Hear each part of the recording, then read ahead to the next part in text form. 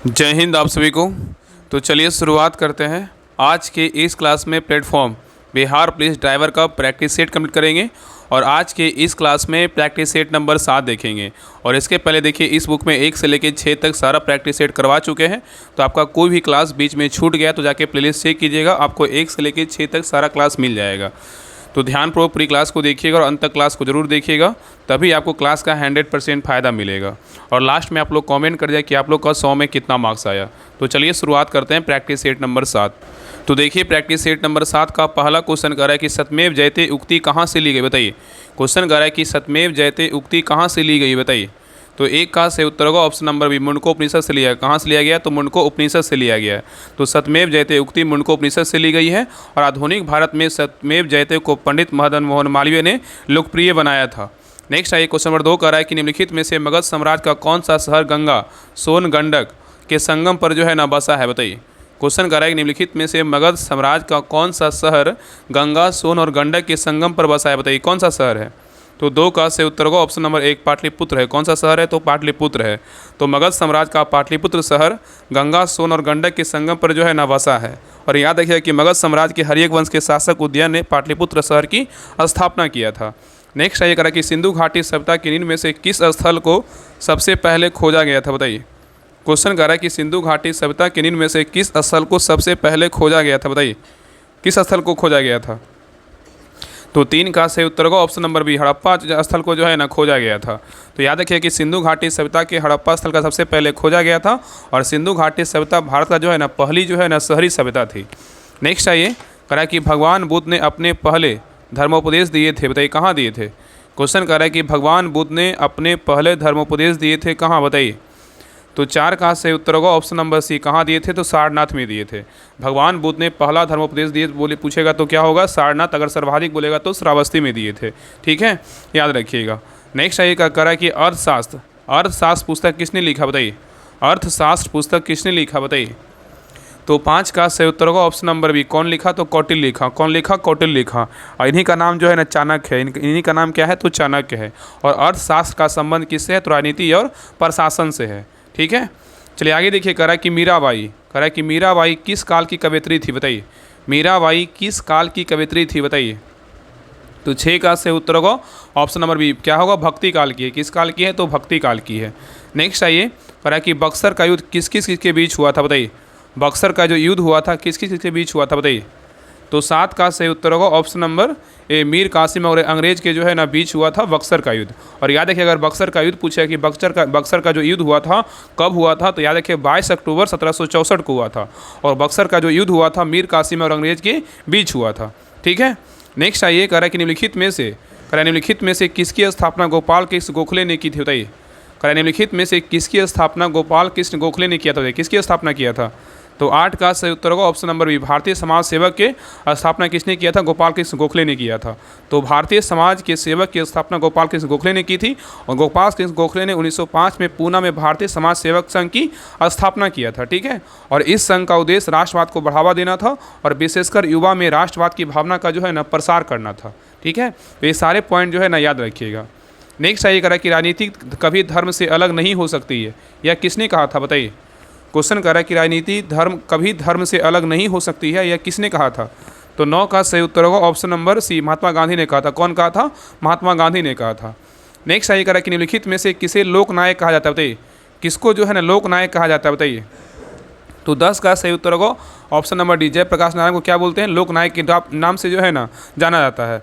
और बाल गंगाधर तिलक को बोलेगा तो लोकमान के नाम से जानते हैं। और गोपाल हरि देशमुख को लोकहितवादी के नाम से जानते हैं। और कर्पूरी ठाकुर को जननायक के नाम से जानते हैं। और डॉक्टर राजेंद्र प्रसाद को अजातशत्रु के नाम से उपनाम से जानते हैं। और मदन मोहन मालवीय को महामना के उपनाम से जो है ना जाना जाता है। ये सभी पॉइंट याद रखिएगा। नेक्स्ट आइए, करा कि पटना में गोलघर का निर्माण किस वर्ष किया गया था, बताइए। पटना में गोलघर का निर्माण किस वर्ष किया गया था, बताइए। तो 11 का सही उत्तर होगा ऑप्शन नंबर 1, 1786 में कब किया गया था, 1786 में किया गया था। तो पटना में गोलघर का निर्माण वर्ष 1786 में किया गया था। और 1770 के अकाल की तबाही के बाद कैप्टन जॉन गॉस्टिन 1786 में ब्रिटिश सेना और अकाल से पीड़ित भारतीय लोगों के लिए गोलघर जो है ना एक विशाल अन्न भंडार बनवाया था, ठीक है। नेक्स्ट आइए, करा उस राज्य का वर्तमान नाम क्या है जहाँ नालंदा नाम का प्राचीन शैक्षणिक जो है ना स्थल था। बताइए, क्वेश्चन कर रहा है कि उस राज्य का वर्तमान नाम क्या है जहाँ नालंदा नाम का प्राचीन शैक्षिक स्थल था। बताइए कौन सा होगा। तो 12 का सही उत्तर क्या होगा। तो 12 का सही उत्तर होगा ऑप्शन नंबर 1। कौन सा राज्य था। तो बिहार था। तो उस राज्य का वर्तमान नाम क्या है जहाँ नालंदा नाम का प्राचीन शैक्षिक स्थल है। तो बिहार है। नेक्स्ट आइए, करा बिहार में जल मंदिर कहाँ अवस्थित है। बताइए बिहार में जल मंदिर कहाँ अवस्थित है। तो 13 का सही उत्तर होगा ऑप्शन नंबर डी। कहाँ है। तो पापरी नालंदा में है। नेक्स्ट आइए, करा कि हमारे सौरमंडल के किस ग्रह को लाल ग्रह के रूप में जाना जाता है। बताइए करा हमारे सौरमंडल के किस ग्रह को लाल ग्रह के रूप में जानते हैं। बताइए किस ग्रह को जानते हैं। तो 14 का सही उत्तर होगा ऑप्शन नंबर सी। किसको जानते हैं। मंगल को जानते हैं। तो हमारे सौरमंडल में मंगल ग्रह को जो है लाल ग्रह के रूप में जाना जाता है। और मंगल ग्रह का लाल रंग आयरन ऑक्साइड के कारण जो है ना लाल रंग होता है। और मंगल ग्रह की पृथ्वी के समान जो है ना दो ध्रुव होता है। मंगल ग्रह का पृथ्वी के समान दो ध्रुव होता है। और मंगल ग्रह का दिन का मान एवं अक्ष का झुकाव पृथ्वी के जो है ना समान होता है। नेक्स्ट आइए, करा भूगोल शब्द का सर्वप्रथम प्रतिपादन किसने किया था। बताइए भूगोल शब्द का सर्वप्रथम प्रतिपादन किसने किया था। तो 15 का सही उत्तर होगा ऑप्शन नंबर बी। एरेटोस्थनीज ने किया था। कौन किया था। एरेटोस्थनीज ने किया था। तो भारत भूगोल शब्द का सर्वप्रथम प्रतिपादन एरेटोस्थनीज ने किया था। और भूगोल का जनक बोलेगा तो एरेटोस्थनीज को जो है ना माना जाता है। चलिए आगे देखते हैं। नेक्स्ट आइए, करा कि तारों का रंग जो है निर्भर करता है किस पर। बताइए तारों का जो रंग निर्भर करता है किस पर करता है। बताइए तो 16 का सही उत्तर होगा ऑप्शन नंबर 1। उसके तापमान पे करता है। किस पर करता है। उसके तापमान पे करता है। तो तारों का रंग उसके तापमान पर निर्भर करता है। और तारे का रंग पृष्ठ ताप द्वारा जो है निर्धारित होता है। नेक्स्ट आइए, करा कि सबरीमाला मंदिर कहाँ स्थित है। बताइए सबरीमाला मंदिर कहाँ स्थित है। तो 17 का सही उत्तर होगा ऑप्शन नंबर 1। कहाँ है। तो केरल में है। नेक्स्ट आइए, करा कि भारत में केंद्रीय आलू अनुसंधान संस्थान CPRI कहाँ स्थित है। भारत में केंद्रीय आलू अनुसंधान संस्थान CPRI कहाँ स्थित है। बताइए तो 18 का सही उत्तर होगा ऑप्शन नंबर 1। शिमला में है। कहाँ है। तो शिमला में है। केंद्रीय औषधि अनुसंधान संस्थान बोलेगा तो कहाँ है। तो लखनऊ में है। केंद्रीय चमड़ा अनुसंधान संस्थान बोलेगा तो कहाँ है। चेन्नई में है। और भारतीय सर्वेक्षण संस्थान बोलेगा तो कहाँ है। देहरादून में है। और भारतीय मौसम वेधशाला बोलेगा तो कहाँ है। पुणे में है। और इंडियन लॉ रिसर्च संस्थान बोलेगा तो कहाँ है। तो रांची में है। नेक्स्ट आइए, कराए कि किस भारतीय राज्य की मुख्य भूमि की तटरेखा सबसे लंबी है। बताइए कराए किस भारतीय राज्य की मुख्य भूमि की तटरेखा सबसे लंबी है। बताइए कौन सा राज्य का है। तो 19 का सही उत्तर होगा ऑप्शन नंबर डी। किसका है। तो गुजरात का है। ठीक है। नेक्स्ट आइए, कराए किस सिख गुरु ने खालसा पंथ की स्थापना किया था। बताइए किसने किया था। कराए किस सिख गुरु ने खालसा पंथ की स्थापना किया था। बताइए तो 20 का सही उत्तर होगा ऑप्शन नंबर डी। श्री गुरु गोविंद सिंह ने किया था। तो गुरु गोविंद सिंह ने खालसा पंथ की स्थापना 1699 ईस्वी में बैसाख के दिन जो है ना किया था। और सिखों के 10वें गुरु एवं अंतिम गुरु गोविंद सिंह इनका जन्म अगर पूछा कब हुआ था 1666 में पटना में हुआ था। ठीक है। चलिए आगे देखते हैं। नेक्स्ट कह रहा है कि भारत का पहला परमाणु ऊर्जा स्टेशन की स्थापना कब किया गया था। बताइए क्वेश्चन कह रहा है कि भारत का पहला परमाणु ऊर्जा स्टेशन की स्थापना कब किया गया था। बताइए तो 21 का सही उत्तर होगा ऑप्शन नंबर 1969 में किया गया था। कब किया गया था। 1969 में किया गया था। तो भारत का पहला परमाणु ऊर्जा स्टेशन की स्थापना 1969 में किया गया था। और परमाणु ऊर्जा के माध्यम से बिजली बनाने का काम जो है ना अक्टूबर 1969 में उस समय शुरू हुआ था जब तारापुर में 2 रिएक्टरों की सेवा में जो है ना लाया गया था। ठीक है। और भारत का प्रथम परमाणु रिएक्टर बोलेगा तो कौन सा है। तो अप्सरा है। नेक्स्ट आइए, कह रहा है कि भारत का संविधान दिवस किस दिन मनाया जाता है। बताइए भारत का संविधान दिवस किस दिन मनाया जाता है। बताइए क्या होगा।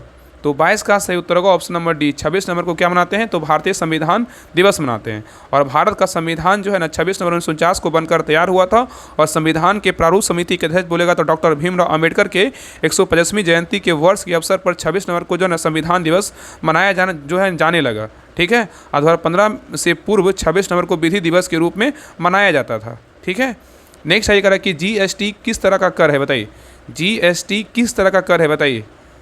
बताइए क्या होगा। तो 23 का सही उत्तर होगा ऑप्शन नंबर डी। क्या है। तो अप्रत्यक्ष कर है। नेक्स्ट आइए, कह रहा कि सूर्य का चमकता हुआ सतह क्या कहलाता है। बताइए सूर्य का चमकता हुआ सतह क्या कहलाता है। तो 24 का सही उत्तर होगा ऑप्शन नंबर बी। फोटोस्फीयर कहलाता है। क्या कहलाता है। फोटोस्फीयर कहलाता है। नेक्स्ट आइए, कह रहा कि जिम कॉर्बेट राष्ट्रीय उद्यान कहाँ स्थित है। बताइए जिम कॉर्बेट राष्ट्रीय उद्यान कहाँ स्थित है। तो 25 का सही उत्तर होगा ऑप्शन नंबर बी। कहाँ है। तो उत्तराखंड में है। कहाँ है। तो उत्तराखंड में है। तो जिम कॉर्बेट राष्ट्रीय उद्यान कहाँ है। उत्तराखंड में स्थित है। नेक्स्ट आइए, करा कि भारतीय संविधान के जनक के रूप में किसे जाना जाता है। बताइए भारतीय संविधान के जनक के रूप में किसको जानते हैं। बताइए तो 26 का सही उत्तर होगा option number 1, doctor Bhimrao Ambedkar को जो है ना भारतीय संविधान के जनक के रूप में जानते हैं, ठीक है। और भारतीय संविधान सभा का गठन कैबिनेट मिशन योजना 1946 के अंतर्गत जो है ना किया गया था।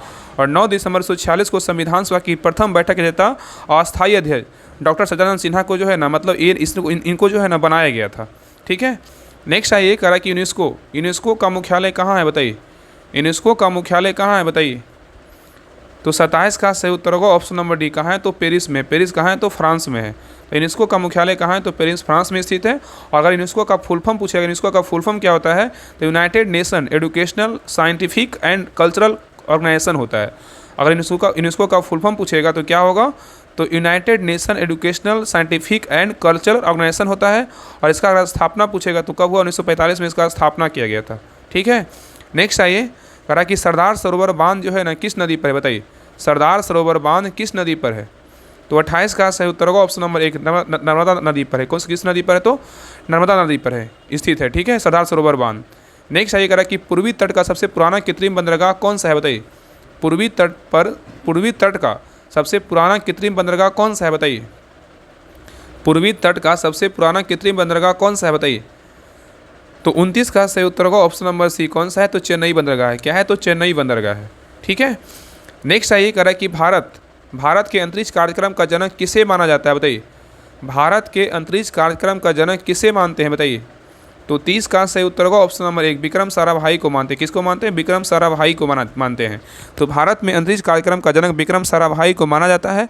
और विक्रम साराभाई के सम्मान में उनके नाम पर इसरो का एक प्रमुख अंतरिक्ष अनुसंधान केंद्र का नाम रखा गया है, जो भारत के उपग्रह कार्यक्रम के लिए जो है रॉकेट और अंतरिक्ष वाहनों पर ध्यान जो है ना केंद्रित करता है। और विक्रम साराभाई अंतरिक्ष केंद्र जो है ना केरल के त्रिवेंद्रम में स्थित है। नेक्स्ट आइए करा कि बिहार के किस महाजनपद की राजधानी वैशाली थी, जिसे दुनिया का पहला गणतंत्र माना जाता था बताइए। करा कि बिहार के किस महाजनपद की राजधानी कहाँ है, वैशाली थी, जिसे दुनिया का पहला गणतंत्र जो है ना माना जाता है बताइए कौन सा है। तो 31 का सही उत्तर क्या होगा तो 31 का सही उत्तर होगा ऑप्शन नंबर सी, बज्जी की राजधानी कहाँ है तो वैशाली है। अंक राजधानी बोलेगा तो कहाँ है तो चंपा है। मगध का बोलेगा राजधानी कहाँ है तो राजगिरी है। और काशी की राजधानी बोलेगा तो कहाँ है तो वाराणसी है। ये सभी पॉइंट याद रखिएगा। नेक्स्ट आइए करा बिहार की मंजूषा कला, जिसे अंगिका कला भी कहते हैं, मुख्य रूप से किस क्षेत्र से संबंधित है बताइए। करा बिहार की मंजूषा कला, जिसे अंगिका कला भी कहते हैं, मुख्य रूप से किस क्षेत्र से जो है ना संबंधित है बताइए क्या होगा। तो 32 का सही उत्तर होगा ऑप्शन नंबर डी, क्या है भागलपुर से जो है ना संबंधित है। तो मंजूषा कला मुख्य रूप से भागलपुर क्षेत्र से संबंधित है। और इस कला को अंगिका कला भी कहा जाता है, क्योंकि यह प्राचीन अंग महाजनपद के क्षेत्र में जो है ना विकसित हुई, जिसका केंद्र आधुनिक भागलपुर था। नेक्स्ट है करा कि प्रसिद्ध विष्णु पद मंदिर, जहां माना जाता है कि भगवान विष्णु के पद चिन्ह है, किस नदी किनारे स्थित है बताइए। क्वेश्चन कर रहा है कि प्रसिद्ध विष्णु पद मंदिर, जहां माना जाता है कि भगवान विष्णु के पद चिन्ह है, किस नदी किनारे स्थित है बताइए। तो 33 का सही उत्तर होगा ऑप्शन नंबर सी, फल्गु नदी किनारे जो है ना स्थित है। तो प्रसिद्ध विष्णु पद मंदिर फल्गु नदी किनारे स्थित है। और यहाँ भव मंदिर बिहार के गया जी जिले में स्थित है, जो हिंदुओं के लिए एक प्रमुख जो है ना तीर्थ स्थल है, जहाँ पूर्वजों के लिए पिंडदान जो है ना किया जाता है। नेक्स्ट आइए करा बिहार में लोहे के उपयोग पर आधारित लौंडा नृत्य को अंतर्राष्ट्रीय पहचान दिलाने का श्रेय किस कलाकार को जाता है बताइए। क्वेश्चन कर रहा है कि बिहार में लोहे के उपयोग पर आधारित मतलब कह रहा है कि लौंडा नृत्य, यहाँ पे जो है ना लोहे नहीं होगा, यहाँ पे कह रहा है बिहार में लोगों के उपयोग, क्या होगा लोगों के उपयोग पर आधारित, मतलब यहाँ पे लड़का भी बोल सकते हैं या तो पुरुष भी बोल सकते हैं। तो कह रहा है बिहार में उपयोग पर आधारित लौंडा नृत्य को अंतर्राष्ट्रीय पहचान दिलाने का जो है ना किस कलाकार को जाना जाता है तो क्या होगा। तो 34 का सही उत्तर का ऑप्शन नंबर बी, क्या है रामचंद्र मांझी को जो है ना जाना जाता है, ठीक है, याद रखिएगा। तो याद रखिएगा कि लौंडा नृत्य को अंतर्राष्ट्रीय पहचान दिलाने का श्रेय कलाकार रामचंद्र मांझी को माना जाता है। और रामचंद्र मांझी भोजपुरी के महान कलाकार और भोजपुरी के शेक्सपियर कहे जाने वाले भिखारी ठाकुर की नाट्य मंडली में के जो है ना एक प्रमुख सदस्य थे, ठीक है। नेक्स्ट आइए कह रहा है कि बिहार का कौन सा जिला कांच की चूड़ियों के उत्पादन के लिए क्या है तो प्रसिद्ध है बताइए। क्वेश्चन कर रहा है कि बिहार का कौन सा जिला है जो कांच की चूड़ियों के लिए उत्पादन के लिए क्या है तो प्रसिद्ध है बताइए कौन सा जिला है। तो 35 का सही उत्तर होगा ऑप्शन नंबर डी, कौन सा जिला है तो मुजफ्फरपुर है। नेक्स्ट आइए करा कि यदि किसी दर्पण की फोकस लंबाई +15 है तो यह क्या है बताइए कौन सा दर्पण है। करा यदि किसी दर्पण की फोकस लंबाई +15 है तो यह कौन सा दर्पण है। तो 36 का सही उत्तर क्या होगा तो ऑप्शन नंबर बी, उत्तल दर्पण है। क्या है तो उत्तल दर्पण है। नेक्स्ट आइए करा किसी गोलाकार दर्पण की फोकस दूरी क्या होती है। किसी गोलाकार दर्पण की फोकस दूरी क्या होती है बताइए। तो 37 का सही उत्तर होगा ऑप्शन नंबर सी। क्या है? इसकी वक्ता त्रिज्या की आधी होती है। ठीक है, तो किसी गोलाकार दर्पण की फोकस दूरी क्या होती है? इसकी वक्ता त्रिज्या की आधी होती है। तो किसी गोलाकार दर्पण की फोकस दूरी इसकी वक्ता त्रिज्या की आधी होती है। और किसी गोलाकार तल से बनाए गए दर्पण का गोलीय दर्पण जो है ना कहते हैं, मतलब किसी गोलाकार तल से बनाए गए दर्पण को गोलीय दर्पण कहते हैं। और गोलीय खंड के एक तल पर पारे की कलई एवं रेड ऑक्साइड का लेप जो है ना किया जाता है तथा दूसरा तल प्रवर्तक इस तरह जो है ना कार्य करता है। ठीक है, नेक्स्ट आइए, करा कि पाचन के दौरान पीत की भूमिका क्या होती है? बताइए, पाचन के दौरान पीत की भूमिका जो है ना क्या होती है? बताइए। तो 38 का सही उत्तर होगा ऑप्शन नंबर डी, वसा का जो है ना फाइसीकरण होता है। क्या होता है? वसा का फाइसीकरण होता है। ठीक है, नेक्स्ट आइए, करा घनत्व। घनत्व निम्नलिखित में से किसका अनुपात है? बताइए, घनत्व निम्नलिखित में से किसका अनुपात है? तो 39 का सही उत्तर होगा ऑप्शन नंबर बी, द्रव्यमान बटा क्या है? तो आयतन का है। ठीक है, तो घनत्व जो है द्रव्यमान आयतन का क्या है? अनुपात होता है, मतलब P बराबर क्या है? M बटा V होता है। नेक्स्ट आइए, करा कंप्यूटर में CPU के 3 घटक कौन कौन होते हैं? बताइए, कंप्यूटर में CPU के 3 घटक जो है ना कौन कौन होते हैं? बताइए। तो 40 का सही उत्तर होगा option number B, control unit, LU और क्या है? मेमोरी होता है। तो करा कंप्यूटर में CPU के 3 घटक जो होते हैं कौन कौन होते हैं? तो कंट्रोल यूनिट, ALU और क्या है? मेमोरी होता है। नेक्स्ट आइए, करा किसी रॉकेट का प्रक्षेपण न्यूटन के किस नियम पर आधारित होता है? बताइए, क्वेश्चन करा किसी रॉकेट का प्रक्षेपण न्यूटन के किस नियम पर आधारित होता है? बताइए। तो 41 का सही उत्तर होगा ऑप्शन नंबर बी, गति का जो है ना तृतीय नियम है। क्या है? तो गति का तृतीय नियम है। तो किसी रॉकेट का प्रक्षेपण न्यूटन की गति का तृतीय नियम पर आधारित है। और न्यूटन का तृतीय गति नियम बताता है कि प्रतिक्रिया के बराबर परंतु विपरीत दिशा में जो है ना प्रतिक्रिया होती है। नेक्स्ट आइए, करा कि लार ग्रंथि में कौन सा एंजाइम स्रावित होता है? बताइए, लार ग्रंथि से कौन सा एंजाइम स्रावित होता है? बताइए, कौन सा एंजाइम होता है? तो 42 का सही उत्तर होगा ऑप्शन नंबर सी, एमाइलेज होता है। क्या होता है? एमाइलेज होता है। नेक्स्ट आइए, करा कि जल का बाष्पीकरण निम्न में से किस पर होता है? जल का बाष्पीकरण निम्न में से किस पर होता है? 43 का सही उत्तर होगा ऑप्शन नंबर सी, सभी तापमान पर क्या होता है? जो है ना जल का बाष्पीकरण होता है। ठीक है, तो जल का बाष्पीकरण मतलब इवेपोरेशन सभी तापमान पर क्या होता है? समान होता है। और बाष्पीकरण की दर वायुमंडलीय दबाव में क्या होती है? वृद्धि के साथ जो है ना घटती है। और हवा की गति क्रांतिक हवा की गति से अधिक होने पर जो है ना बढ़ जाती है। ठीक है, और हवा पानी के तापमान में वृद्धि के साथ बढ़ता है। और पानी की सतह और उसके ऊपर हवा पर वाष्प के दबाव में जो है ना वृद्धि के साथ क्या होता है? तो बढ़ता है। ठीक है, तो जल का बाष्पीकरण इनमें से किस पर होता है? सभी तापमान पर होता है। नेक्स्ट आइए, करा किस प्रकार का प्रजनन विशाल विविधता का क्या है? ला सकता है? बताइए, करा किस प्रकार का प्रजनन विशाल विविधता ला सकता है? कौन लाएगा? तो 44 का सही उत्तर होगा ऑप्शन नंबर बी, क्या होगा? तो लैंगिक होगा। तो लैंगिक प्रजनन विशाल विविधता ला सकता है। और शैवाल का प्रजनन अलैंगिक एवं लैंगिक दोनों ही विधियों द्वारा जो है ना होता है। नेक्स्ट आइए, करा निम्न में से सूर्य द्वारा उत्सर्जित हानिकारक विकिरण कौन सा है? बताइए, निम्न में से सूर्य द्वारा उत्सर्जित हानिकारक विकिरण कौन सा है? तो 45 का सही उत्तर होगा ऑप्शन नंबर बी, क्या है? तो परावैंगनी विकिरण है। क्या है? तो परावैंगनी विकिरण है। ठीक है, याद रखिएगा। नेक्स्ट आइए, करा कि हाल ही में किस राज्य सरकार द्वारा हेजिंग डेस्क पहल की शुरुआत की गई? बताइए, करा कि हाल ही में किस राज्य सरकार द्वारा हेजिंग डेस्क पहल की जो है ना शुरुआत की गई? बताइए, कौन सा राज्य के द्वारा किया गया है? तो 46 का सही उत्तर का ऑप्शन नंबर महाराष्ट्र के द्वारा जो है ना इसको शुरुआत किया गया है। नेक्स्ट आइए, करा कि नाटो सम्मेलन 2025 के सदस्य देशों ने अगले कितने वर्षों में अपना रक्षा बजट को GDP का 5% तक बढ़ाने का जो है ना सहमति जताई है? बताइए, करा कि नाटो सम्मेलन 2025 के सदस्य देशों ने अगले कितने वर्षों में अपना रक्षा बजट को GDP का 5% तक बढ़ाने की सहमति जताई है? बताइए, क्या होगा? तो 47 का सही उत्तर होगा ऑप्शन नंबर बी, कितना है? तो 10 है। तो नाटो सम्मेलन 2025 के सदस्य देशों ने अगले 10 वर्षों में अपना रक्षा बजट GDP का 5% तक जो है ना बढ़ाने की सहमति जताई है। नेक्स्ट आइए, करा कि एशियाई अवसंरचना निवेश बैंक AIIB का मुख्यालय कहाँ है? बताइए, करा एशियाई अवसंरचना निवेश बैंक AIIB का मुख्यालय कहाँ है? बताइए। तो 48 का सही उत्तर होगा ऑप्शन नंबर बी, कहाँ है? तो बीजिंग में है। कहाँ है? तो बीजिंग में है। तो एशियाई अवसंरचना निवेश बैंक AIIB का मुख्यालय कहाँ है? तो बीजिंग जो है ना चीन में स्थित है। नेक्स्ट आइए, करा कि उजचेस क्या है? उजचेस कप मास्टर 2025 का खिताब किसने जीता है? बताइए, करा उजचेस कप मास्टर 2025 का खिताब किसने जीता है? बताइए। तो 49 का सही उत्तर होगा option number C, R Praggnanandhaa जीता है। कौन जीता? आर प्रज्ञानंद जीता है। नेक्स्ट आइए, करा कि भारत की पहली क्वांटम कंप्यूटिंग वैली 1 जनवरी 2026 तक किस राज्य में स्थापित किया जाएगा? बताइए, क्वेश्चन करा कि भारत की पहली क्वांटम कंप्यूटिंग वैली 1 जनवरी 2026 तक किस राज्य में स्थापित किया जाएगा? बताइए। तो 50 का सही उत्तर होगा ऑप्शन नंबर सी, आंध्र प्रदेश में जो है ना स्थापित किया जाएगा। नेक्स्ट आइए, करा कि the one cricket my life and more किसकी आत्मकथा है? बताइए, क्वेश्चन करा कि the one cricket my life and more किसकी आत्मकथा है? तो 51 का सही उत्तर होगा option number B, Shikhar Dhawan का है। किसका है? तो शिखर धवन का है। नेक्स्ट आइए, करा कि 5वां खेलो इंडिया यूनिवर्सिटी गेम्स KIUG 2025 की मेजबानी कौन सा राज्य करेगा? बताइए। 5वां खेलो इंडिया यूनिवर्सिटी गेम्स KIUG 2025 की मेजबानी कौन सा राज्य करेगा? बताइए। तो 52 का सही उत्तर होगा ऑप्शन नंबर बी, कौन करेगा? तो राजस्थान करेगा। कौन करेगा? तो राजस्थान करेगा। नेक्स्ट आइए, करा अंतर्राष्ट्रीय अंतरिक्ष स्टेशन ISS में जाने वाले पहले शुभांशु शुक्ला का संबंध किस राज्य से? बताइए।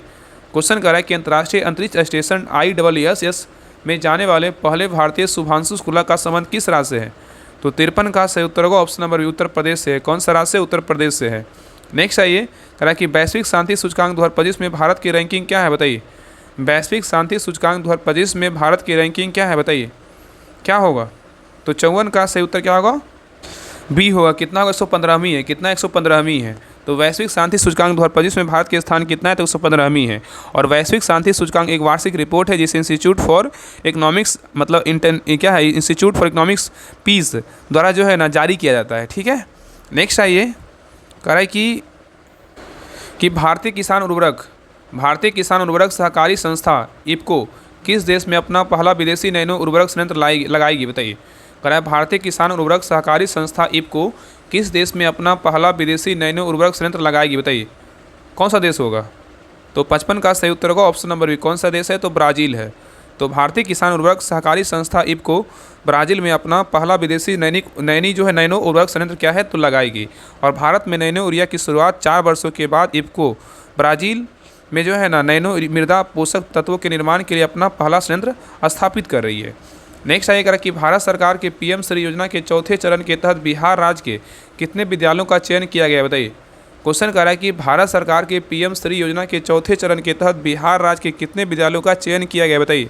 तो 56 का सही उत्तर होगा ऑप्शन नंबर बी, कितना है? तो 804 है। नेक्स्ट आइए, करा विश्व पैरा एथलेटिक्स चैंपियनशिप 2025 का शुभंकर का नाम क्या है? बताइए। विश्व पैरा एथलेटिक्स चैंपियनशिप 2025 का शुभंकर का नाम क्या है? बताइए। तो 57 का सही उत्तर क्या होगा? तो ऑप्शन नंबर ए होगा। क्या है? तो विराज है। क्या है? तो विराज है।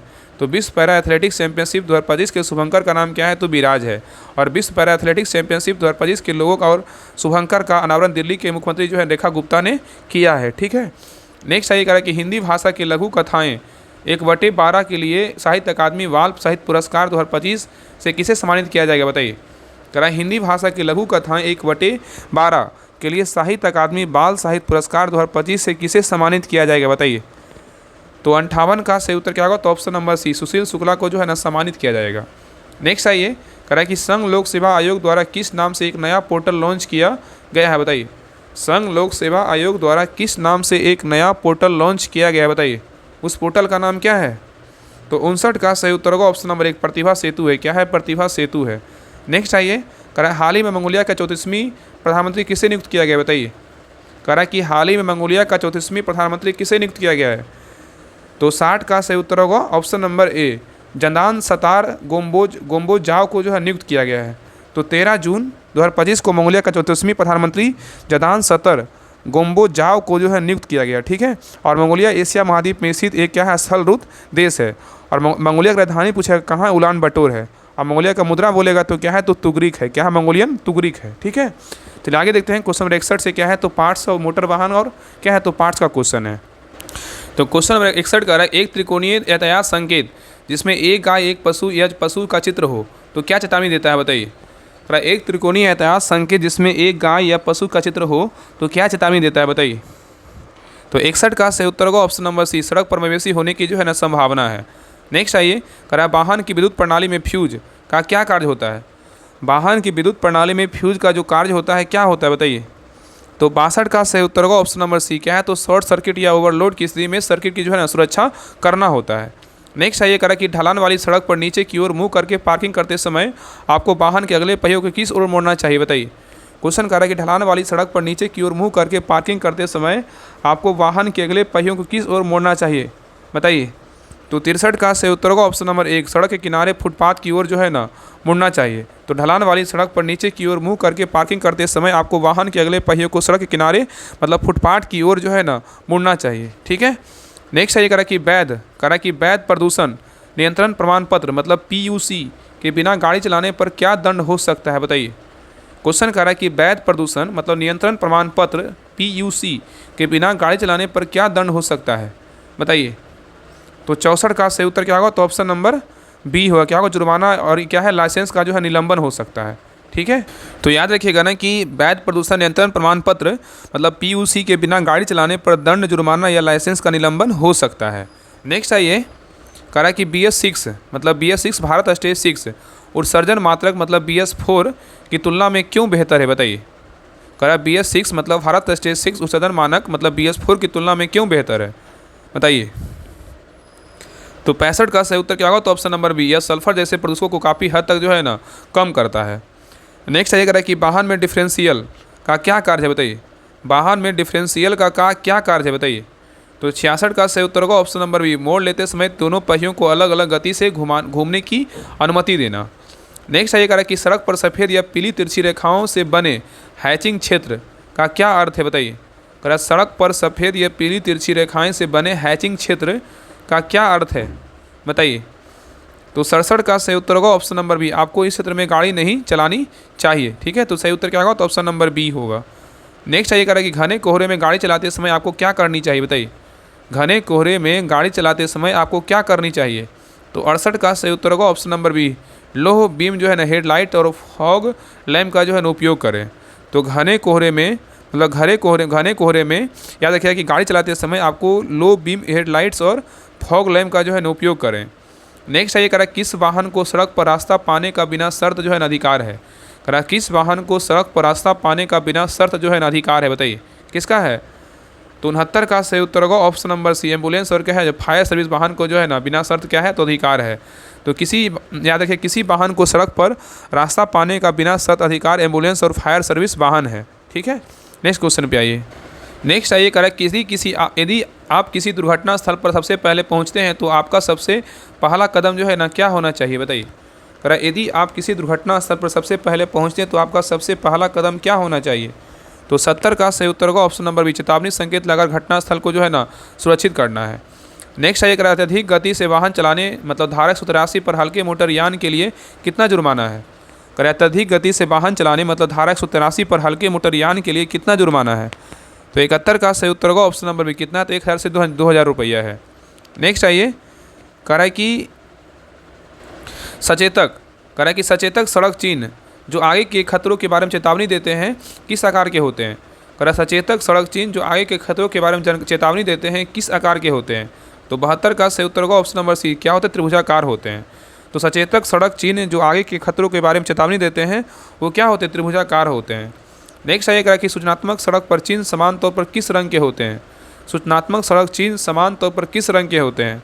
तो 73 का सही उत्तर होगा ऑप्शन नंबर डी, क्या हो, नीला रंग के होते हैं। किस रंग के होते हैं, नीला रंग के होते हैं। नेक्स्ट आइए कह रहा है कि ड्राइवर की सीट के अलावा अधिकतम 8 यात्रियों वाली कार के लिए अधिकतम गति सीमा क्या है, बताइए।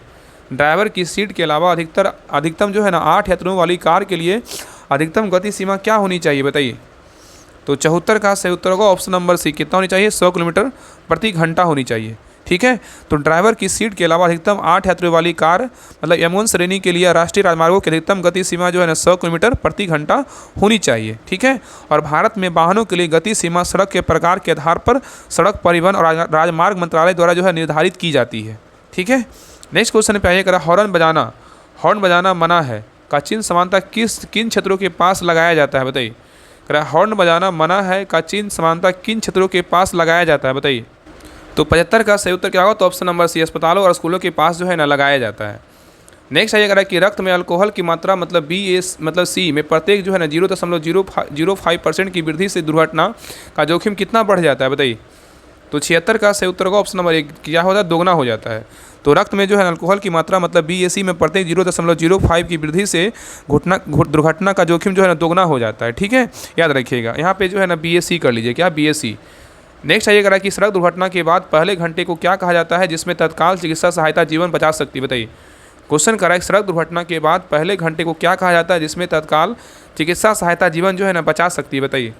तो 77 का सही उत्तर क्या होगा, तो ऑप्शन नंबर सी, स्वर्णिम घंटा होगा, क्या होगा, गोल्डन आवर होगा।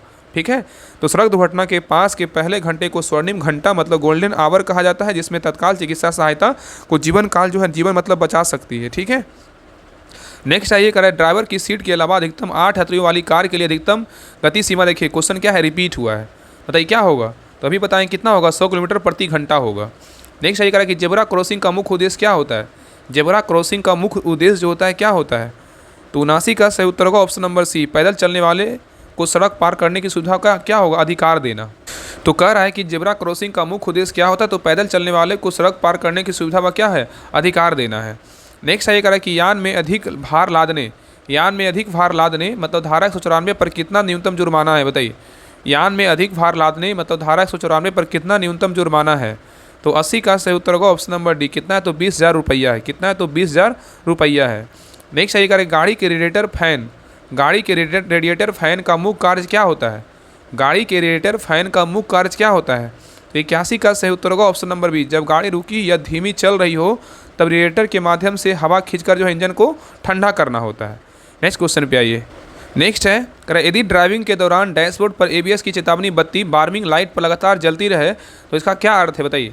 करें, यदि ड्राइविंग के दौरान डैशबोर्ड पर एबीएस की चेतावनी बत्ती वार्निंग लाइट लगातार जलती रहे तो इसका क्या अर्थ होता है, तो 82 का सही उत्तर होगा option number B, anti locking braking system मतलब एबीएस में कोई खराबी है लेकिन समानता ब्रेकिंग सिस्टम स्वभावतः काम जो है ना कर रहा होगा। नेक्स्ट आइए करा कि वाहन के किन हिस्सों में अस्नेहक के रूप में आमतौर पर ग्रीस मतलब जो है ना ग्रीस का उपयोग किया जाता है, बताइए। क्वेश्चन करा कि वाहन के किन हिस्सों में अस्नेहक के रूप में आमतौर पर ग्रीस का उपयोग किया जाता है, बताइए। तो 83 का सही उत्तर होगा ऑप्शन नंबर सी, सस्पेंशन और स्टीयरिंग के कुछ जोड़े जैसे खुले हुए गतिशील जो है ना पुर्जों में होता है। नेक्स्ट आइए करा कि एक ड्राइवर को अपनी गाड़ी की हाई बीम हेडलाइट का इस्तेमाल कब करनी चाहिए, करा एक ड्राइवर को अपनी गाड़ी की हाई बीम हेडलाइट्स का इस्तेमाल कब करनी चाहिए, तो 84 का सही उत्तर होगा ऑप्शन नंबर सी, क्या होगा, जब सड़क खाली और अंधेरी हो और सामने से कोई अन्य वाहन जो है ना आ रहा हो। तो करा एक ड्राइवर को अपनी गाड़ी की हाई बीम हेडलाइट्स का इस्तेमाल कब करनी चाहिए, तब करनी चाहिए जब सड़क खाली हो और अंधेरी हो और सामने से कोई अन्य वाहन जो है ना आ रहा हो, ठीक है, तब करनी चाहिए। नेक्स्ट आइए करा, यदि आप गाड़ी स्टार्ट करने के लिए चाबी घुमाते हैं और डैशबोर्ड पर कोई लाइट नहीं जलती है और ना कोई आवाज़ आती है तो सबसे संभावित समस्या क्या है, बताइए। तो 85 का सही उत्तर होगा ऑप्शन नंबर सी, गाड़ी की बैटरी पूरी तरह से जो है डिस्चार्ज है। नेक्स्ट आइए करा, एक वाहन के लिए पीयूसी सर्टिफिकेट मतलब पीयूसी सर्टिफिकेट का क्या प्रमाणित करता है, बताइए। करा, एक वाहन के लिए पीयूसी सर्टिफिकेट क्या प्रमाणित करता है, बताइए। तो 86 का सही उत्तर होगा ऑप्शन नंबर क्या होगा, तो सी होगा, वाहन से निकलने वाला धुआं निर्धारित प्रदूषण मानकों की क्या है, तो भीतर है। नेक्स्ट आइए करा कि गाड़ी में रखे जाने वाले स्फीयर टायर या स्टेपनी का क्या उद्देश्य है, बताइए। करा, गाड़ी में रखे जाने वाले स्फीयर टायर या स्टेपनी का क्या उद्देश्य है, तो 87 का सही उत्तर होगा ऑप्शन नंबर बी, किसी मुख्य टायर के पंक्चर या खराब हो जाने पर उसे अस्थायी रूप से जो है बदलने के लिए, ठीक है। तो याद रखिएगा ना कि गाड़ी में रखे जाने वाले स्पेयर टायर का उद्देश्य किसी मुख्य टायर के पंक्चर या खराब हो जाने पर उसे अस्थायी रूप से बदलने के लिए जो है ना होता है। नेक्स्ट आइए करा कि कार की सीट में लगे हेडरेस्ट कार की सीट में लगे हेडरेस्ट का प्राथमिक सुरक्षा उद्देश्य क्या है, बताइए। कार की सीट में लगे हेडरेस्ट का प्राथमिक सुरक्षा उद्देश्य क्या है, तो 88 का सही उत्तर होगा ऑप्शन नंबर बी, पीछे से टक्कर लगने की स्थिति में गर्दन को गंभीर चोट से जो है ना बचाना होता है।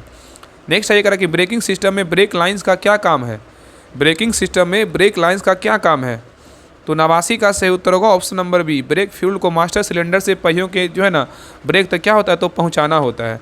तो ब्रेकिंग सिस्टम में ब्रेक लाइंस का काम ब्रेक फ्यूलर के मास्टर सिलेंडर से पहियों से के जो है ना ब्रेक तक क्या होता है, पहुँचाना होता है। नेक्स्ट आइए करा कि गाड़ी के किसी तरल पदार्थ जैसे कूलेंट या वॉशर फ्यूल को टॉप अप करने का क्या अर्थ है, बताइए। क्वेश्चन कर रहा है कि गाड़ी के किसी तरल पदार्थ जैसे कूलेंट या वॉशर फ्यूल को टॉप अप करने का क्या अर्थ है, बताइए क्या होगा। देखिए और ऑप्शन इधर दिया हुआ है, बताइए क्या होगा। तो 90 का जो सही उत्तर होगा ऑप्शन नंबर बी होगा, यदि उसका स्तर न्यूनतम निशान से नीचे चला गया हो तो उसे वापस सही स्तर जो है तक भरना होता है। तो गाड़ी के किसी तरल पदार्थ को टॉप अप करने का अर्थ है कि यदि उसका स्तर न्यूनतम निशान से नीचे चला गया हो तो उसे वापस सही स्तर तक जो है ना भरना होता है। नेक्स्ट आइए करा, ब्रेक ब्लीडिंग प्रक्रिया क्यों की जाती है, बताइए। ब्रेक ब्लीडिंग प्रक्रिया क्यों की जाती है, 91 का सही उत्तर होगा ऑप्शन नंबर बी, ब्रेक लाइनों से हवा के बुलबुले निकालने के लिए। नेक्स्ट आइए करा कि इंजन में पिस्टन रिंग्स का प्राथमिक कार्य क्या है, बताइए। इंजन में पिस्टन रिंग्स का प्राथमिक कार्य क्या है, बताइए। तो 92 का सही उत्तर होगा option number B, combustion chamber को सील करना और तेल जो है नियंत्रित करना होता है। तो इंजन में पिस्टन रिंग्स का प्राथमिक कार्य कंबंसन चैम्बर को सील करना और क्या तेल नियंत्रित जो है ना करना होता है। नेक्स्ट है ये करा कि सस्पेंशन सिस्टम में स्टड किसे कहते हैं। सस्पेंशन सिस्टम में स्टड किसे कहते हैं बताइए। तो 93 का सही उत्तर होगा ऑप्शन नंबर क्या होगा, तो सी होगा। शॉक एब्जॉर्बर और कॉइल स्प्रिंग की संयुक्त क्या है, इकाई को कहते हैं। ठीक है, तो याद रखिएगा सस्पेंशन सिस्टम में स्टड, शॉक एब्जॉर्बर और कॉइल स्प्रिंग की जो है संयुक्त इकाई को कहते हैं। नेक्स्ट है ये करेक्ट। इंजन की क्षमता के संदर्भ में सीसी मतलब स्मॉल डबल सी का क्या अर्थ है बताइए। करेक्ट, इंजन की क्षमता के संदर्भ में सीसी का क्या अर्थ है। तो 94 का सही उत्तर क्या होगा, तो ऑप्शन नंबर हो जाएगा बी होगा। क्यूबिक सेंटीमीटर बोलते हैं, क्या बोलते हैं, क्यूबिक सेंटीमीटर कहते हैं। ठीक है, तो इंजन की क्षमता के संदर्भ में सीसी का क्या अर्थ होता है, तो क्यूबिक सेंटीमीटर होता है। नेक्स्ट है ये करा कि ट्रांसफर केस का उपयोग किस प्रकार के वाहनों में होता है बताइए। ट्रांसफर केस का उपयोग किस प्रकार के वाहनों में होता है। तो 95 का सही उत्तर होगा option number B, four wheel drive और क्या ऑल व्हील ड्राइव मतलब AWD में होता है। तो कह रहा है कि ट्रांसफर केस का उपयोग किस वाहन के प्रकार मतलब वाहन के प्रकारों में होता है, तो 4 व्हील ड्राइव और ऑल व्हील ड्राइव मतलब AWD में होता है। ठीक है, नेक्स्ट है ये कह रहा है कि ब्रेक लगाने पर गाड़ी का एक तरफ खींचने का मुख्य तकनीकी कारण क्या हो सकता है बताइए। क्वेश्चन कह रहा है कि ब्रेक लगाने पर गाड़ी का एक तरफ खींचने का मुख्य तकनीकी कारण क्या हो सकता है। तो 96 का सही उत्तर होगा ऑप्शन नंबर बी, एक तरफ का ब्रेक जो है ना कैपलर क्या है, जाम होना। तो ब्रेक लगाने पर गाड़ी का एक तरफ खींचने का एक मुख्य तकनीकी कारण एक तरफ का ब्रेक कैपलर जो है ना जाम होना हो सकता है। ठीक है, नेक्स्ट है ये कह रहा है कि एग्जॉस्ट सिस्टम में ऑक्सीजन सेंसर क्या मापता है। एग्जॉस्ट सिस्टम में ऑक्सीजन सेंसर क्या मापता है। तो 97 का सही उत्तर होगा ऑप्शन नंबर सी, निकास गैस में बिना जली ऑक्सीजन की जो मात्रा को क्या करता है, नापता है। तो एग्जॉस्ट सिस्टम में ऑक्सीजन सेंसर निकास गैस में बिना जली ऑक्सीजन की मात्रा को क्या करता है, तो नापता है। नेक्स्ट है ये कह रहा है कि DOT4 ब्रेक फ्यूल्ड मतलब DOT3 की तुलना में बेहतर क्यों माना जाता है बताइए। कह रहा है DOT4 ब्रेक फ्यूल्ड मतलब DOT3 की तुलना में क्यों बेहतर माना जाता है बताइए। तो 98 का सही उत्तर होगा ऑप्शन नंबर बी, इसका क्वथनांक क्या है, उच्च होता है। क्या होता है, बॉइलिंग पॉइंट क्या होता है, तो हाई होता है। ठीक है, याद रखिएगा कि DOT4 मतलब ब्रेक फ्यूल DO3 की तुलना में बेहतर माना जाता है क्योंकि इसका क्वथनांक क्या होता है, उच्च होता है। और ब्रेक लगाने के दौरान उत्पन्न जो गर्मी के कारण ब्रेक फ्यूल क्या होता है, गर्म हो जाता है। ठीक है, नेक्स्ट आइए इंजन वॉल्व की लैपिंग क्यों की जाती है। इंजन वॉल्व की लैपिंग क्यों की जाती है। तो 99 का सही उत्तर होगा ऑप्शन नंबर बी, वाल्व और वाल्व सीट के बीच एक परफेक्ट सील जो है ना बनाने के लिए होता है। तो वाहन के जो है ना याद रखें कि इंजन के बॉल मतलब इंजन के वॉल्व की लैपिंग वाल्व और वाल्व सीट के बीच एक परफेक्ट सील बनाने के लिए की जाती है। और लैपिंग एक प्रक्रिया है जिनमें एक अवघर्षक पोस्ट का उपयोग करके वाल्व फेस और सिलेंडर हेड में उसकी संबंधित सीट को एक साथ जो है ना मतलब पीसा जाता है। ठीक है, चलिए आगे देखिए, लास्ट क्वेश्चन है करा कि वाहन के टूल किट में फ्यूज पुलर का क्या उपयोग है बताइए। वाहन के टूल किट में फ्यूज पुलर का क्या उपयोग होता है बताइए। तो 100 का सही उत्तर होगा ऑप्शन नंबर सी, फ्यूज को बिना नुकसान पहुंचाए सुरक्षित निकालने के लिए। तो वाहन के टूल किट में फ्यूज पुलर का उपयोग फ्यूज को बिना नुकसान पहुंचाए सुरक्षित रूप से जो है निकालने के लिए होता है। ठीक है, और फ्यूज अक्सर जो है ना एक तंग जगह पर स्थित फ्यूज बॉक्स में कसकर फिट होते हैं। उन्हें हाथ से निकालने पर फ्यूज या आसपास के घटकों को जो है नुकसान पहुंच सकता है। ठीक है, तो ये रहा प्रैक्टिस सेट नंबर 7 रहा। आप लोग क्लास कैसा लगा आप लोग कमेंट सेक्शन में जरूर बताइएगा। तबीयत खराब था तो तभी जो है ना क्लास लेने की पूरी कोशिश की ताकि आप लोग जो है ना गुस्सा ना करें, क्योंकि बुखार सर्दी जो है ना पूरा हो चुका है। तभी हम सोचे कि नहीं क्लास लेना है तो लेना है। इसलिए सभी लोग क्लास को लाइक कीजिएगा, शेयर कीजिएगा, थोड़ा फास्ट करवाने की कोशिश कीजिए कि आपका मतलब क्लास जो है ना अब्सेंट ना हो। तो सभी लोग कमेंट कीजिए आप लोग का कितना मार्क्स आया और सभी ग्रुप में जरूर शेयर कीजिएगा। और पीडीएफ के लिए सभी लोग टेलीग्राम चैनल ज्वाइन कर लीजिएगा, डिस्क्रिप्शन में लिंक है राहुल स्टडी ग्रुप के नाम से। और टेस्ट ग्रुप का है तो दोनों ग्रुप ज्वाइन कर लीजिए, कि टेस्ट होता है शाम में 3 बजे, टेस्ट भी दिया कीजिए। और आप जो है ना क्लास को देखिए और जो है टेलीग्राम चैनल जरूर ज्वाइन कर लीजिए। ठीक है, तो मिलते हैं एक नए क्लास में, तब तक के लिए जय हिंद जय भारत।